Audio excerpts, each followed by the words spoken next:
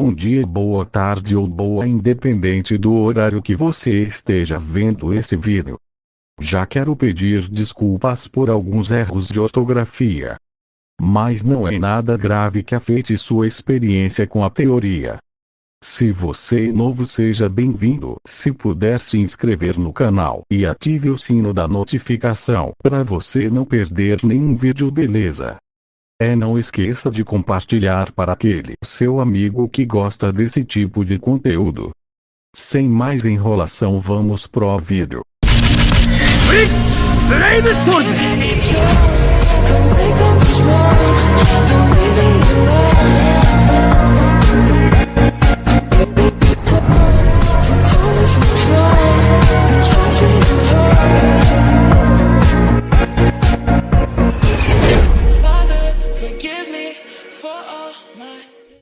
Capítulo 2, Sekiryu Teiya Kuryoukou, incrível!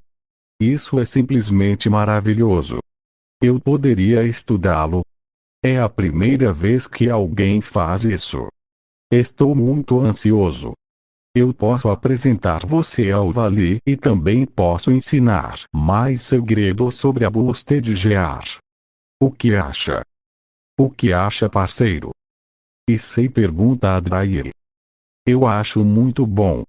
Quero ver quem é o hospedeiro do meu rival. Vou ligar para casa para avisar os meus pais que eu chegarei tarde, hoje. Após ele ligar, Youdou segue Azazel e se teleporta no círculo mágico dele, sendo que reaparece em um laboratório. Antes de começarmos os exames, sabe o que é esse símbolo no papel? Draig disse que era um símbolo mágico usado para transporte. O anjo caído pega o papel e comenta. É o símbolo mágico do clã Gremory, mais especificamente de Rias Gremory. Ela é a matrona da escola que você estuda. Ela é responsável por aquela área e tem a sua nobreza incompleta. Sona Citria que administra a escola e tem uma nobreza também. Issei se lembra de seus amigos Kiba e Sagi. Kiba Yuto é um dos meus amigos e está no clube de ocultismo. Já Genshiro Sagi, outro amigo meu, sempre está com Citri-san, do conselho estudantil. Kiba é da realeza de Rias. Portanto, é um Akuma também. Ele tem uma Sacred Gear, Asvordbirt. O clube de ocultismo é uma fachada. Sagi Genshiro tem uma Sacred Gear que possui um dragão selado, também, ou melhor, Dragoa, Victria. Ele é da realeza da Sona Citri. É o Pavo. Seu amigo Kiba é um Knigat, se não me engano. Pavo. Knigat. Como no xadrez. Azazel explica sobre Evil-Piaces e o sistema de realeza. Sistema de realeza e servos, nomes romantizados para a escravidão e escravos, já que você me disse que há comércio de peças, que nada mais é do que comércio de pessoas. Mesmo sendo de Akumas, não muda o fato de que é um comércio. De fato. Se formos analisar dessa forma, servo é mais fácil de ser aceito pela pessoa, do que a palavra escravo. Sim, e mesmo que os trate como sendo da família, para os demais, eles serão vistos apenas como escravos. Por aí. Coitado dos meus amigos, escravos. Bem, vindo de um Akuma, não podia esperar outra coisa. Bem, Sagi-kun tem sorte. Ele é da realeza da Sona. Como assim? Bem, não muda o fato de ser um escravo, mas, os Citri são contra a escravidão. Todas as grandes famílias são obrigadas a terem uma realeza. Para amenizar isso, eles pagam as suas realezas, os tornando seus empregados com salário e dias de folga.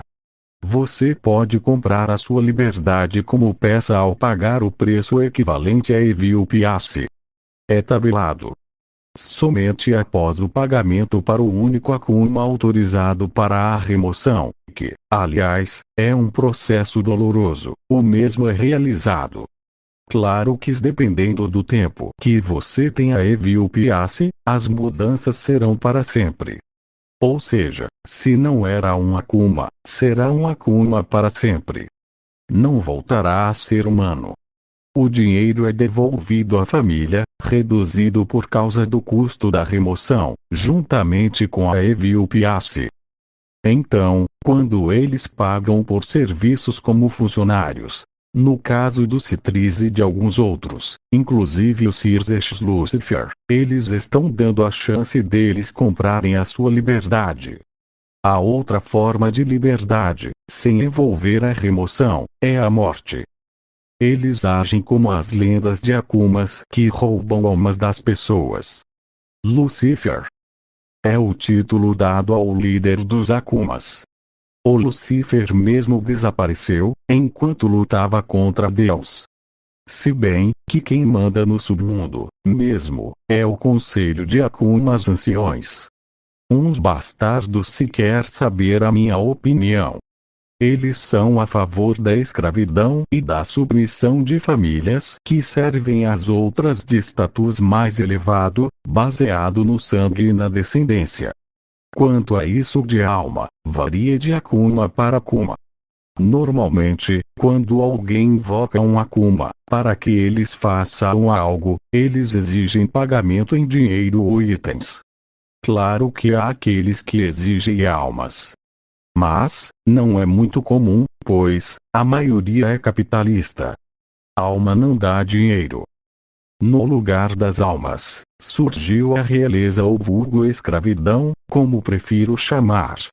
Afinal, se formos analisar, de certa forma é equivalente, pois, a pessoa se torna submissa ao Akuma ao ser escravizado. De certa forma, é equivalente. Com o adicional de jogar os seus escravos para lutar como uma rinha, por mais que seja organizado e com variações. Afinal, não são objetos, são seres vivos, colocados para lutar por ordens do seu mestre. Por aí. Pelo menos, tem algumas famílias que dão a chance deles comprarem a sua liberdade. Pelo menos, isso. Eles conversam mais alguns assuntos, para depois, e se sentarem em uma maca, enquanto que o governador dos anjos caídos faz alguns testes, colocando sensores na manopla, ligados a uma máquina estranha e faz exames em Issei, usando círculos mágicos e itens que apenas passavam por cima da pele dele, um pouco afastada, enquanto Yoldou ouvia esporádicos quando Azazel não sorria e muito, como uma criança em um parque de diversões, frente a algum dado inesperado. Após algumas horas, ele fala: terminei. Devo falar que os resultados são incríveis. De fato, se tornou um dragão humano. Acredito que com muito treinamento e usando mais profundamente o poder da sua manopla, você pode, junto do Brair, se tornar um dragão verdadeiro. Além disso, eu falo mais. Há grandes chances dos dragões serem libertados, conforme eu analisei os dados. Parece que há uma forma. Mas, ainda é cedo demais. Então, Drair poderia ser livre. Issei pergunta animado. Eu poderei voar livremente pelos céus, novamente? Drair pergunta em um gemido de felicidade. Sim. Os dados que consegui de Issei, são os que faltavam para as minhas pesquisas. Há um interesse particular seu, não é? Issei pergunta em tom de confirmação. Oh! É bem inteligente, né? Sim. Está certo. Imagino que tenha algo a ver com Deus, né? Sim. Deus desapareceu. Mas, antes disso, selou vários seres. Dentre eles, alguns dragões. Os motivos? Ninguém sabe. Mas, se eu puder desfazer algo que ele fez, bem, eu me daria por feliz. Além disso, seria bom agitar as coisas um pouco. Não acha? Azazel pergunta com um sorriso. Seria interessante. Eu adoraria ver os dragões voando pelo céu, desde que não ataquem os humanos. Você acha que eles se interessariam por algo tão insignificante quanto os humanos? Sem querer ofender, mas é assim que os dragões veem os humanos. É a mesma coisa nós e a formiga. Você não vai reparar nas formigas que andam no chão, a menos que pise em um formigueiro. Claro que isso não seria intencional. Saiba que eu gosto dos humanos e os dragões não têm interesse em machucar humanos. Inclusive, eles procuram viver ocultos. Tudo que eles querem é voar por aí, livres. A única exceção seria para esses dois briguentos. O Drake e o Albion. Entendo, bem, eu fico tranquilo em saber disso. Nós brigamos por um bom motivo. Drake fala se defendendo. Por falar nisso, amigo, por qual motivo vocês brigam? Eu sempre me esqueço de perguntar. Bem, nos brigamos, porque, assim, quer dizer, Azazel gargalha e fala. Não acredito. Nem sabem mais o motivo da briga. Vejo que trouxe o Sekiriotei, Azazel. Um jovem, de cabelos alvos e olhos azuis se aproxima, usando uma manopla no braço, com uma joia azul safira, enquanto que a joia da manopla do Issei era verde esmeralda. Já chegou? Sim. Este é o Sekiriotei dessa geração. Issei Oudou, esse é o Akuryokou, Vale Esparda. Faz tempo Drair, a fim de levar outra surra.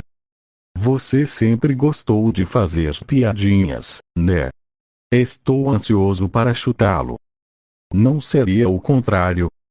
Eu não disse a você, Issei. Esses dragões vivem brigando. Nós brigamos por um motivo muito importante. Albion fala pomposo. Bem, qual o motivo? Azazel pergunta curioso. Bem, nós, assim, nos brigamos porque, o governador dos anjos caídos gargalha e fala dentre lágrimas de tanto rir. Isso é patético. Vocês não sabem por que brigam.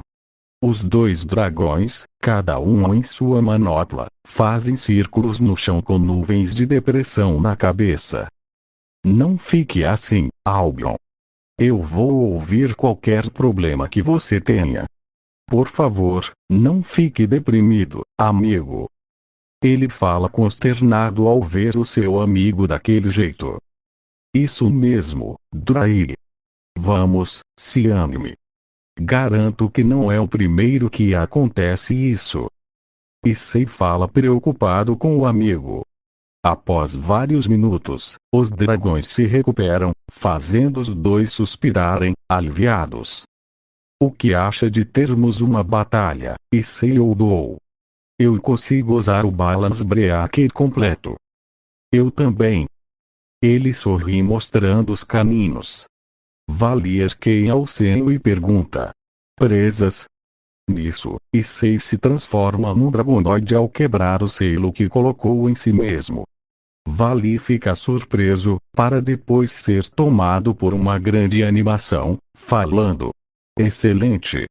Vamos ver o que o dragão humano pôde fazer. Vou fazer você comer poeira. Essa fala é minha. Façam isso no ginásio 2. Eu ainda estou consertando um. Azazel fala com um sorriso. Ambos confirmam com a cabeça e saem dali. Porque ele precisa consertar o ginásio 1. Aliás, por falar nisso, isso parece um porão. Issei fala em tom de confirmação, olhando para os lados. Você está certo. Estamos em um porão. Quem olha de fora, pensa que é uma casa simples. A verdadeira área dela conta com alguns quilômetros de tamanho, abaixo da superfície. Nossa!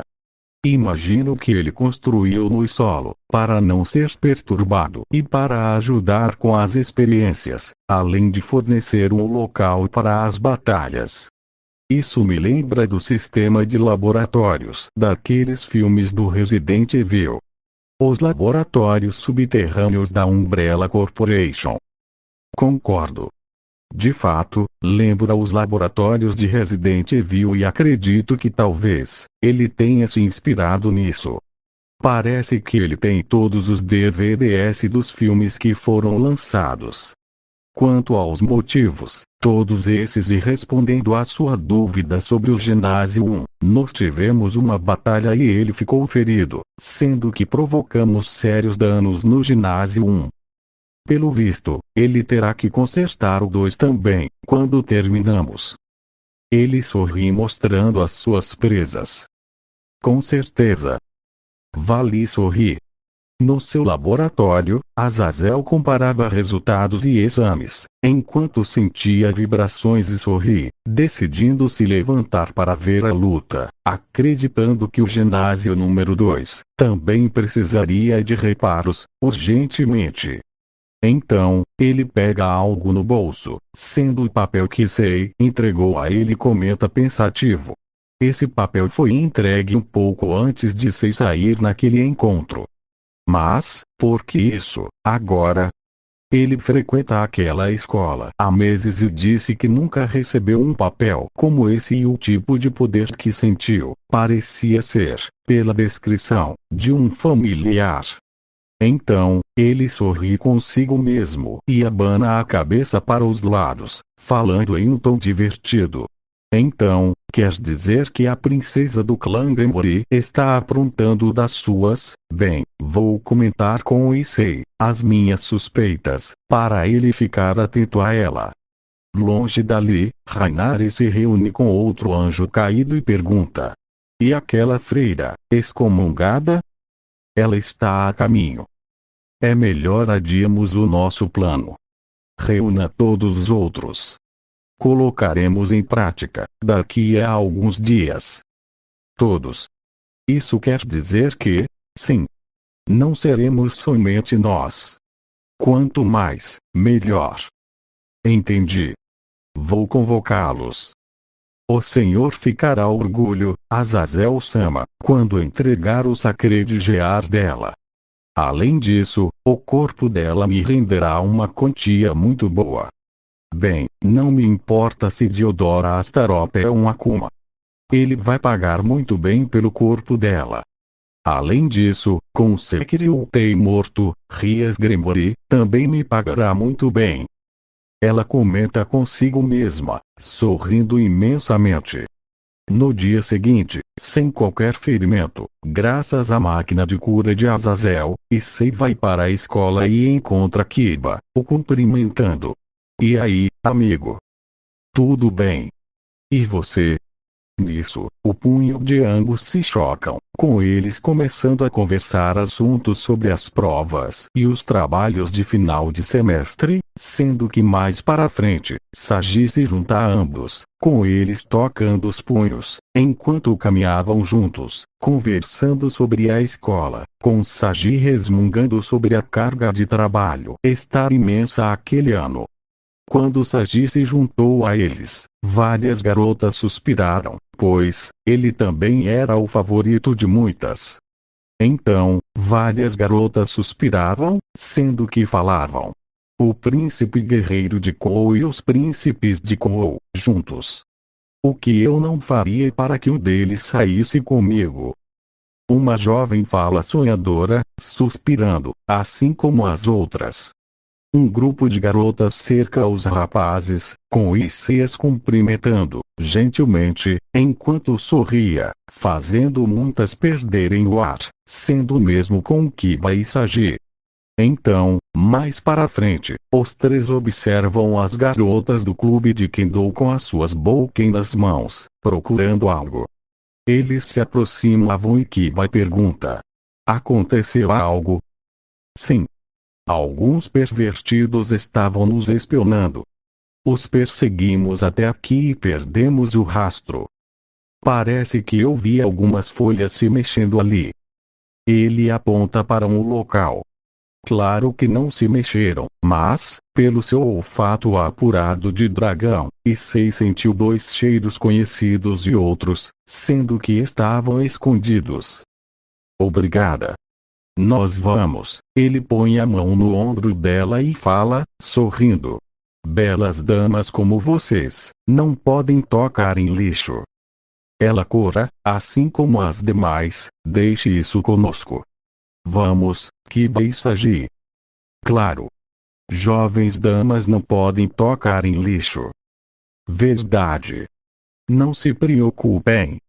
Nós cuidaremos deles. Eles o seguem, enquanto as garotas suspiravam sonhadoras, sendo que ouvem gritos de desespero, para depois ouvirem barulhos de socos e chutes, com eles trazendo os pervertidos feridos, inclusive os dois maiores pervertidos da escola, Matsuda e Motoama. Então, ele, Sagi e Kiba os arrastam, assim como outros pervertidos, que levaram alguns socos e os jogam no meio dos tatames de treino, usado pelas garotas para treinar. Os pervertidos sentem o sangue gelar ao verem o sorriso maligno das jovens armadas com Bouken. Elas precisam treinar e quem melhor, do que aqueles que ficam espionando elas. Kiba pergunta com asco. Se gostam tanto delas assim, devem estar felizes em ajudá-las, né? Issei pergunta em um tom sarcástico. Eles estão felizes, amigos. Vejam o sorriso deles. Sagi fala com um sorriso maligno. Então, eles saem dali, enquanto sorriam imensamente ao ouvirem gritos de desespero dos pervertidos implorando por clemência, para depois ouvirem gritos finos deles, indicando que elas atingiram os amiguinhos deles, fazendo o trio sorrir ainda mais com a punição que estavam dando a eles. Nós fizemos uma boa ação ao recolhermos o lixo. Com certeza, Issei. Devemos cuidar do meio ambiente. Nós só temos esse lar, a terra e devemos cuidar dela. Sagi comenta sorrindo, para depois ficar sério, vou conversar seriamente com o zelador. A Bunchou já falou para ele fechar o buraco. Ele disse que fecha, mas, que os pervertidos abrem. Vou falar para ele para usar um material mais denso, embora que eu quero saber como eles conseguem furar uma parede. Eu acho isso estranho. Como eles poderiam quebrar uma parede? Ou o zelador não tampa, ou ele usa materiais muito inferiores. Issei comenta pensativo. Vou conversar com a Bunchou sobre isso. Sagi comenta, eu também estou achando muito estranho essa história. Conforme eles caminhavam, Issei fala. Saiba que mesmo sendo um Akuma, escravo de Rias Gremory, a princesa mimada dos Gremory, sempre vou considerar você o meu amigo, Kiba. Quanto a você Sagi, mesmo sendo um Akuma e empregado da Citri-san, sempre será o meu amigo. Kiba para de andar, assim como Sagi e ambos olham surpresos para ele, com Yuto perguntando. Como sabe disso? Conheci alguns amigos novos. Sempre vejo você, Kiba, junto de Toujou-san e de Mejima-san. Elas também são Akumas escravos, né? Sim. Eu já desconfiava. Sempre senti um poder estranho vindo de você e dos outros. Mas, saiba que eu não me importo. É o mesmo para Sagi. Sempre senti um poder estranho da Citri-san e dos outros do grupo do conselho estudantil. Citri-san administra a escola e a vaca ruiva é a matrona dessa escola, com essa área estando sob a sua responsabilidade. Aliás, a pior coisa foi dar essa área para ela ser responsável. Por que não usar palavras servos em vez de escravos? Eu não romantizo, chamando de realeza. Chamo de escravos, pois, os kings podem trocá-los como se fossem mercadoria com outros kings. Trocar?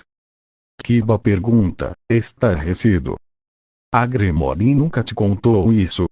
É uma prática comum e só há uma denominação que pode ser usada para o ato de trocar pessoas como se fossem meros objetos, sempre se referindo como peças e nunca como pessoas. Bem, vocês são vistos por todos como escravos. Somente a escravidão compreenderia um comércio entre pessoas. Isso é verdade, Kiba. Sagi fala tristemente. Eu tenho sorte, pois os citris pagam para os seus membros da realeza, para que possamos comprar a nossa liberdade. Os preços das nossas peças são tabelados. Além disso, eles não nos trocam e não somos comercializados com outros King S. Nós podemos comprar a nossa liberdade. Nunca nos contaram sobre isso. E Udo comenta, estarrecido. Pelo que Sona me disse, Rias dá o mesmo tratamento de escravidão que muitos outros. Xerxes paga a sua realeza. Mas, eu soube que por causa do conselho de Akumas antigos, Grafia foi proibida de comprar a sua liberdade. Não sei se é verdade, mas, bem, é um murmúrio. Sagi comenta. Estranho. E Sei comenta pensativo. Então, após alguns minutos, Yodou fala. Se um dia precisar de ajuda, me avise, amigo. Ele fala pondo a mão no ombro dele. O mesmo para mim, Kiba. Se precisar de ajuda, me avise. Sagi fala com um sorriso, segurando o outro ombro dele. Obrigado. Eles conversam mais alguns assuntos, antes de irem para as suas salas. Porém, após Kiba se afastar, Genshiro pergunta. Você ficou para trás, pois, sabe que irei perguntar algo e não queria que Kiba ouvisse por ser escravo de Rias Gremory, certo? Sim. A última coisa que desejo é que ele a confronte. Não quero que ele seja punido. Kiba odeia manipuladores e é muito honrado. Por ela ser a sua mestra, ele pode ser punido e não desejo isso. Porque você disse que foi um erro dar essa área para Gremory-san? Sagi pergunta, arqueando o senho. Bem, ela permitiu que um anjo caído entrasse no seu território, arriscando assim a vida de vários outros Akumas e não fez nada. De fato, o pacto proíbe ataques entre facções. Porém, isso muda se alguém entra no território de outra facção. Essa facção pode executar o invasor sem qualquer consequência. Rainari, essa anja caída, estava no território do Akumas e há vários Akumas, aqui. Inclusive, 2 Akumas de alto nível. Uma Gremory e uma Citri. Essa anja caída era um soldado raso. Não seria um grande desafio a uma Gremory e uma Citri, junto de suas realezas. Acredito que Citri-san, acumulada pelas suas obrigações, não soube disso, mas, a vaca ruiva, com certeza, detectou uma anja caída em seus domínios. No caso, a área no entorno dessa escola. Vai me dizer que não há sensores mágicos para detectar invasores. É dever da responsável dessa área que possui o seu escritório particular, o clube de ocultismo, fachada para o mesmo, detectar e convocar todos os Akumas para exterminar o invasor. Porque ela não avisou a Citri e não traçou um plano para executar essa anja caída? Ou foi proposital ou então, ela é uma grande irresponsável e igualmente relapsa com a segurança de sua área ao permitir que outra facção entre e haja livremente em seu domínio, arriscando com isso a vida de vários Akumas, incapazes de se defender, apropriadamente. Uma anja caída entrou nessa área. Genshiro pergunta estarrecido, a Gremory-san não avisou a minha Bushou. O que você disse é verdade. Poderíamos executar essa anja caída sem qualquer consequência, se ela entrar nessa escola ou ficar nos arredores. É fácil detectar uma área sob domínio de outra facção. De fato, Temos sensores, mas eles ficam no escritório de Rias Gremory. Vou informar a minha Bunchou sobre isso. Com certeza, ela ficará horrorizada. Ela é muito centrada em obrigações e responsabilidade. Saiba que eu me inclino à primeira opção. Eu saí em um encontro com essa anja caída. Antes do meu encontro, sendo que estava sozinho em uma área sem ninguém, um familiar de Rias Gremory se aproximou de mim e me entregou esse papel. Ele mostra o papel e depois guarda o mesmo. Nunca recebi um papel desses e eu era o único na área. Pelo que eu aprendi, eles entregam esses papéis em locais com grandes aglomerações. É como se soubesse o que iria acontecer. Como está vivo, e sei. Sagi pergunta surpreso. Tenho uma sacré de gear. A boster gear. Não vou convocar agora, pois, tem pessoas em volta. Por sorte, eu era superior a essa anja caída e a derrotei, sendo que sabia que ela não era uma garota normal, antes de sair em um encontro com ela. Eu estou inclinado a acreditar que a vaca ruiva queria que eu morresse, para que esse círculo mágico fosse ativado, com ela me ressuscitando como uma Evilpiace. Eu seria uma aquisição poderosa para ela. Isso explicaria a anja caída se aproximando de mim, dentro dos domínios dela e a familiar dela me entregando esse selo de transporte mágico, instantes antes do meu encontro.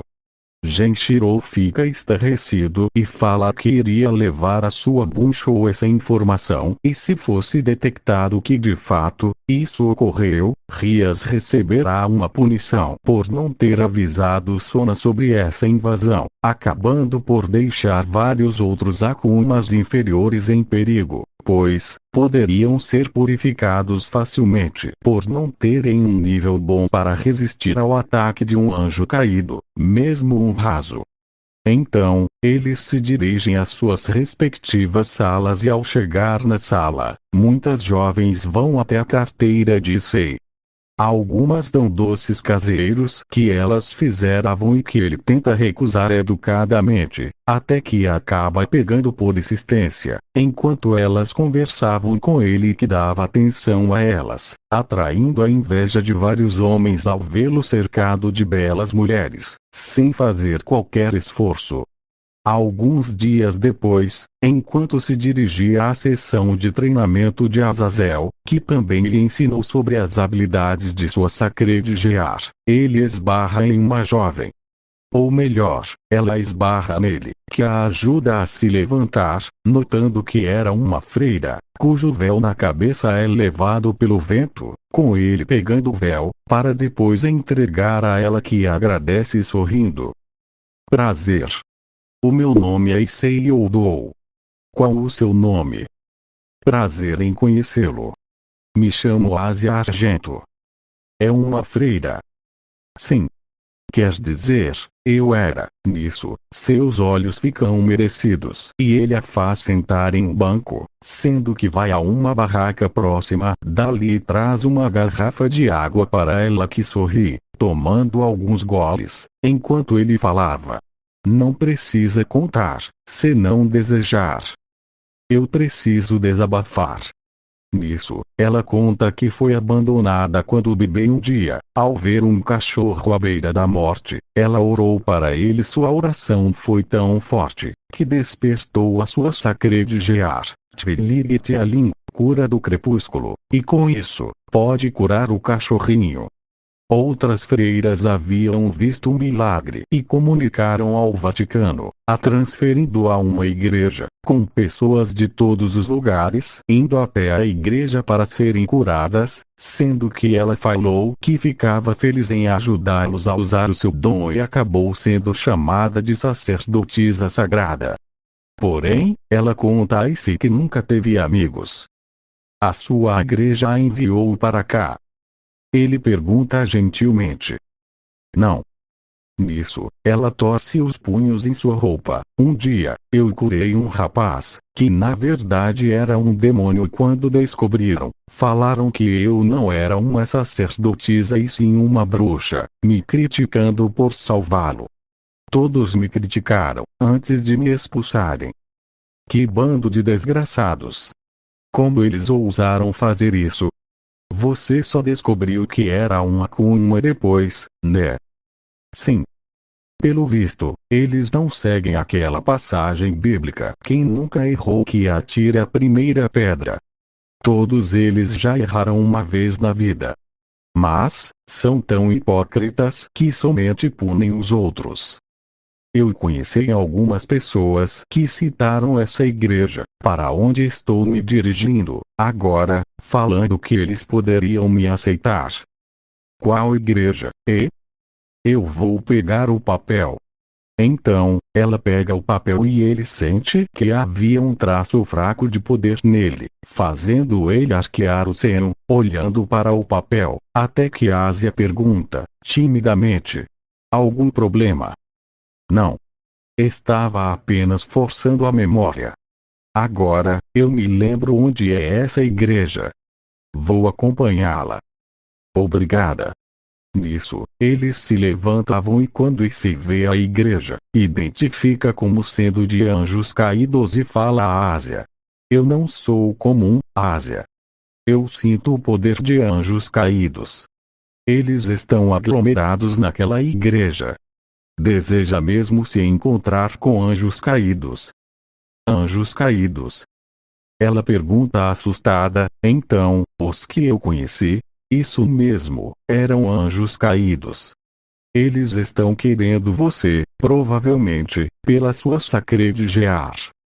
Então, ela olha para ele e arqueia o seno, confusa. Mas, como sabe sobre as Sacred Gears? Assim.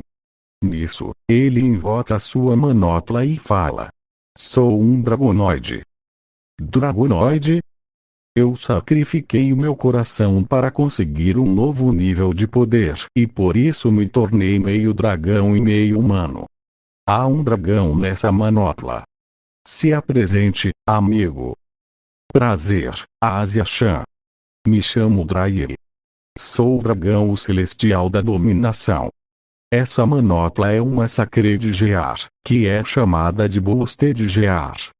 Ela fica surpresa, mas, depois se refaz e se curva levemente, o cumprimentando. O prazer é meu. Será que Azazel?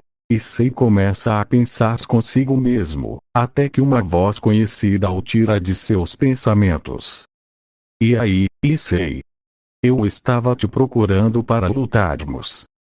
Vali surge com um sorriso, com as mãos nos bolsos.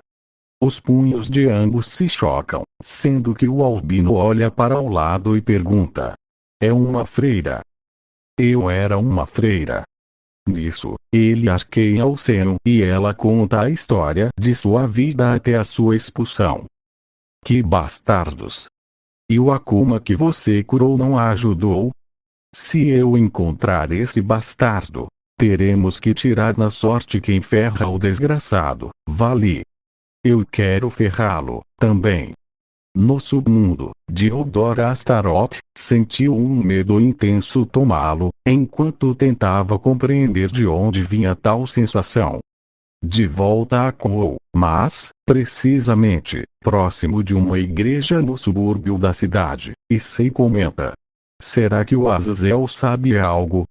Ela estava indo para aquela igreja. Ele aponta para a direção do mesmo, e ela tem uma Sacred Gear, a Tvilirith Aling. Estou preocupado com o motivo desses anjos caídos, quererei ela. Eu não sei quanto a você, mas, prefiro que ela não vá para aquela igreja. Vali comenta, estreitando os olhos para o local, pode chamar de sensação ou de sexto sentido. Mas, entendo, eu também estou com essa sensação. Nisso, olha para ela, enquanto guardava a manopla. Ásia Chan quer ficar na minha casa, por enquanto. Depois, você decide o que fazer. O que acha? Mas, eu não vou incomodar. Não. Eu vejo você como uma imoto. Eu também. Sempre quis ter uma irmãzinha. Vali comenta. Você é como ele? Ela pergunta curiosa. Não. Sou Vali Esparda. Meio Akuma, meio humano e tenho uma Sacre de Gear, também, adivine Diving. Nisso, ele convoca sua manopla. Se apresente, amigo. Sou Albion. O dragão celestial da supremacia. Prazer em conhecê-la, Asia Chan. O prazer é meu. Então, ela começa a chorar emocionada e eles ficam preocupados, sendo que Vali faz a sua manopla sumir, assim como Issei fez sumir a dele e o albino pergunta. O que houve, Asia-chan? Um meio dragão e meio Akuma foram mais gentis comigo do que um grupo imenso de clérigos. Isso é algo inesperado. Mas, fico feliz em conhecê-los. Então, a Asia-chan quer ficar hospedada comigo. Sim. Se não for incomodar. Não será nenhum incômodo. Nisso, ela segue eles, sendo que uma anja caída que havia chegado há alguns minutos, rosna irada ao ver Asia andando junto de dois homens que exalavam a poder. Preciso comunicar isso a Rainari-san. Preciso comunicar esse obstáculo e perguntar o nosso planos de ação para essa situação inesperada. A anja caída não percebeu que o de cabelos alvos era Vali Esparda e que o moreno também tinha uma Sacre de Gear. Afinal, era a primeira vez que os via e Rainari se esqueceu de informar a aparência de Sei. Ela chegou apenas a tempo de ver Asia se afastar. Próximo dali, um corvo observava a cena, sendo que havia se focado na anja caída, olhando-a atentamente quando ela se afastou. Ele voou na direção que ela tomou.